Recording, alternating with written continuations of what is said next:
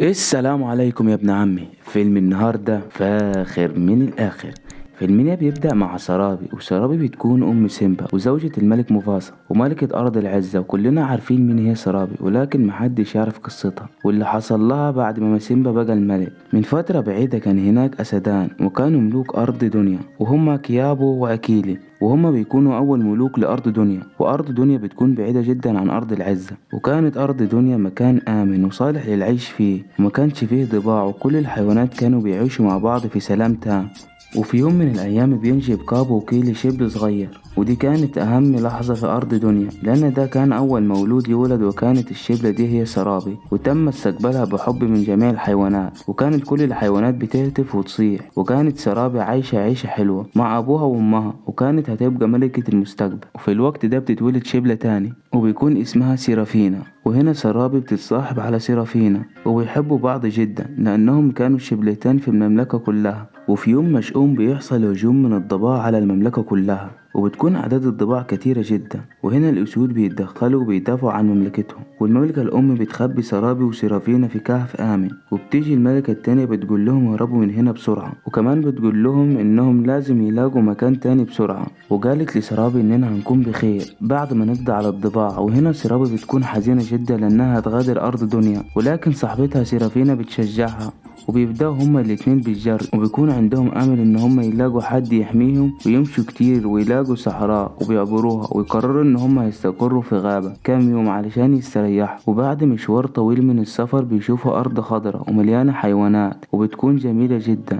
وصالحة للعيشة، وبتكون هي دي أرض العزة، ويقرروا إن هما يدخلوها. وبعد ما يدخلوها بيشوفوا شبل صغير، ويقرروا يجربوا منه ببطء علشان يتعرفوا عليه، لكن الأسد بيمشي في اتجاهه. وهنا سيراب وسيرافينا بيخافوا، ولكن بيكونوا مش عايزين يبينوا إن هم خايفين، وبيفضلوا واقفين مكانهم. ويقرب منهم الأسد ويعرف نفسه، وبيكون الأسد ده هو مفاسا، وبيرحب بيهم ويقول لهم انتم تقدروا تعيشوا معانا هنا في أرض العزة، وبياخدهم لوالد الملك أهادي. وهنا بتحكي سيرابي اللي حصل لهم في أرض دنيا، فبيصعبوا على الملك، فبيرحب بيهم في أرض العزة. وهنا سيرابي وسيرافينا بيكملوا حياتهم في أرض العزة. وهنا أورا بتكون صداقة بين الأسود الصغيرين، وأورا دي بتكون أم مفاسا وسكار، وبتتطور العلاقة دي من صداقة لحب.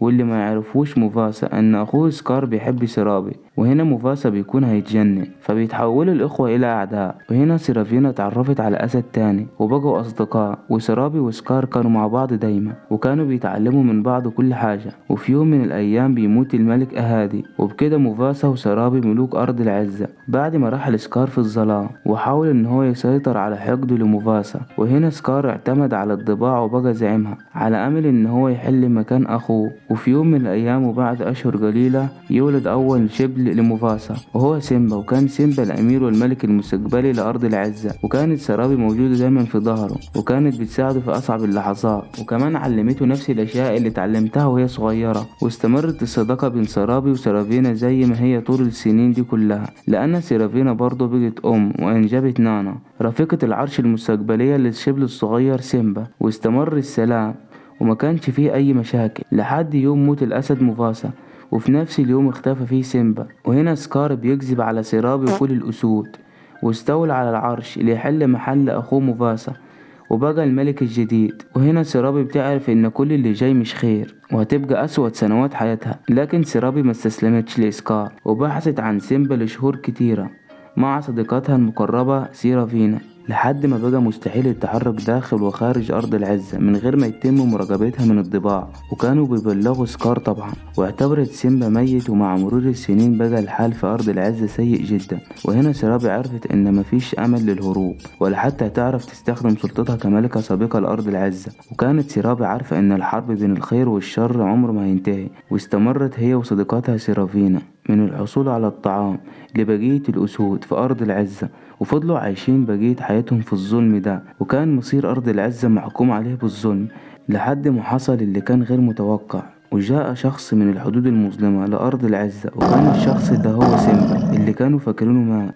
وهنا قالت سرابي أن دي اللحظة اللي كانت مستنياها من فترة طويلة من غير ما تعرف هتحصل ازاي. وقالت إن أخيرا هقدر أستعيد أرضي وكل شيء يرجع لطبيعته. وهنا سيمبا بيهزم عمه سكار الشرير، وبيرجع كل شيء لطبيعته، وبيتجوز سيمبا نانا، ويخلفوا كيرا. وهنا سيرابي كانت بتعيش لحظاتها الأخيرة بعد معاناة في حكم الملك الظالم سكار، واللي كانت نفسها تشوف أرض العزة بخير وتشوف حفيدتها هتعيش في أمان وسلام علشان تستمر الحياة في أرض العزة. وبتموت سرابي وهي سعيدة بمقابلة ابنها مرة تاني، وبتكون مرتاحة علشان الوضع اللي عاشت فيه سنين طويلة انتهى، ودلوقتي كل حيوان وكل أسد وكل مخلوق في أرض العزة هيعيش أخيرا حياة سليمة مرة تانية. وبكده يكون خلص فيلم النهاردة. ما تنساش تصلي على النبي وتعمل لايك واشتراك في القناة. السلام عليكم ورحمة الله وبركاته.